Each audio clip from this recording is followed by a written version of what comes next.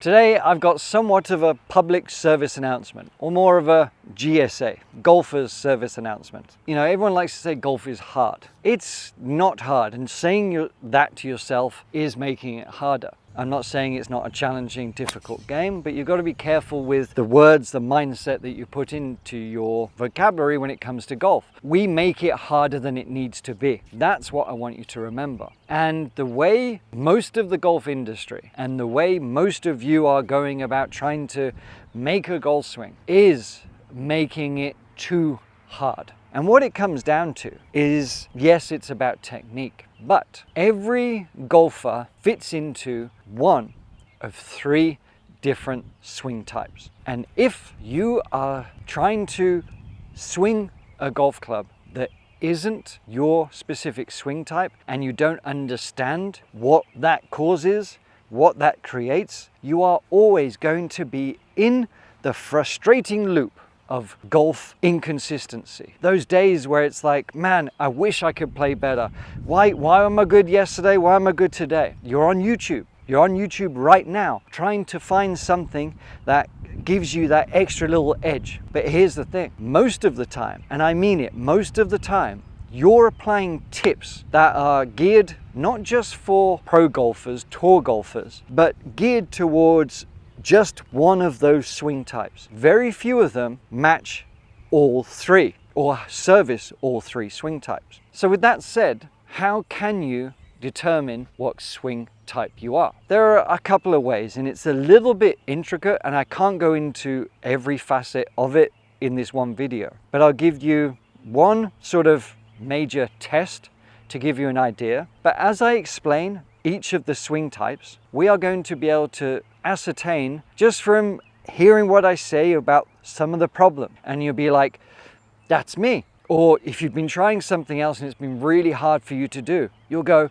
that's me. So you'll have a good idea about what swing type you fit in. Now, yes, there's some crossovers, but for simplicity's sakes, we're going to discover what is your best swing type, and from there, the mechanics, the setup, the intentions that you have change. And when you accept these alterations and when they make sense for your body type, you will not have to manipulate as much as you need to. You will not have to fight inconsistency and frustration as much as you are. And you will know what swing tips, ideas, or even pro golfers that you should be paying attention to, because they are more like you and your body type, swing type. Let's get into it. A lot of you are not going to be ready to hear this stuff, and that's fine. But for those of you who are going to stick with me and hear this out, I promise you it's going to pay huge dividends. Now, when it comes to the swing types, it comes from a couple of things. One, it comes from your golf experience, not necessarily how many years, but what your tendencies have been. What you've been trying to do or what you think you need to do might not be the right thing. But all of these habits, all of these intentions, good, bad, they all affect us. Every golf shot we've hit, good and bad, we've learned from, we've absorbed, we've created neurological pathways for, and they are all embedded in us. That's why always the quick tips, some of them work, some of them don't. But as I alluded to before, having the knowledge to know whether a tip, quick or not, is viable for you is going to make such a difference. The other factor to the swing types and knowing which one you are really comes down to your body, what your ligaments are, your height, various things like this. And there are multiple kind of measurements that we can look at. It's also depending on the clubs you have, like the loft and lie, and how you set up to the ball. But as I said, this is just an introductory, so we're just going to do very, very simple. What we have is wingspan, okay? Is your wingspan the same as your height, or is it longer? Is my wingspan longer than my height? Is it shorter than my height? Those three are, I wouldn't say categorically definitive answer of what swing type you are, but they are a good guide for us to be going on with. My arms are longer than my height by, it's like 1.5, 2 inches, okay? What that means is as I'm making my backswing, one, it's going to give me a slightly more higher, slightly steeper plane, just a little bit. But that's not what we're really focusing on. What we're focusing on is as we deliver the club back down, I am a shoulder plane golfer. What that means is, as we're looking straight down, as I try and deliver the club, the shaft of the club here, all being neutral, my pivot being relatively neutral, because of the length of my arms to my body and shoulders, I am going to be nearer to my shoulders here, shoulders up to my neck, basically a little bit steeper as I'm coming down. That's because my arms are a bit wider. So the swing type is shoulder plane. That is me. And here's the rub. Most golfers are actually shoulder plane, especially male golfers, because most of us have slightly longer arms than we do our height. You know, I'm 6'1.5" and my wingspan is about 2 inches longer. So what this means in reality, if I, for example, work hard on trying to shallow the club here, you know, trying to get Garcia or trying to drop the club and bring it in this way, literally, I cannot do it. And do you know how many months, thousands of shots, trying to get more shallow, trying to get in the pocket here and, you know, rotate through that way. Some days I could do it, some days I couldn't, and it was driving me mental why I couldn't do it, because I know I can do it, but no matter how hard I really tried, over a period of time, whatever it might be, my arms would always be a bit too much out, okay? And because I was trying to get shallow and then talk about this rotation, get open here, all that did was, because my arms are longer, it's going to fling that club outwards that way. And I'm going to drag it over here. And then I'll be going backwards and forwards and I'll be stuck in a muddle. And it's not my fault, it's just that's how I am built. So knowing that, I was able to alter a few factors. But it changes the setup for one thing. So a shoulder plane swing, I basically need to have the hip further forward at address here, because on a shoulder plane, what I want to do ultimately, to be the most consistent I can be, I want to try and get rotation from my legs, from my hips, from my core, to be able to get a more rotation on the backswing so I can make a bigger wind up here, right? And then as I deliver the club, I do not want to try and rotate and get open hard here, because as we've learned, that's going to sling the club all the way out this way. So then I'll try and rescue it here. Do you resonate with this? If you do, let me know, because I know the majority are actually going to be this swing plane. But by doing that, opening up, it's going to be a lot harder. So what do I need to do? What do shoulder plane people need to do? They'll be much better served working on a better rotation here. Our intention is actually going to feel like we're more square to our strike zone as we're hitting the ball, okay? So it's actually going to feel like I rotate and move back down, but my body, my legs, my chest, everything is a lot more square at impact to where I want to be, and then I can release forward. What that does, it basically stops the club from moving too far out. It stops me from having to manipulate it, trying to bring it in.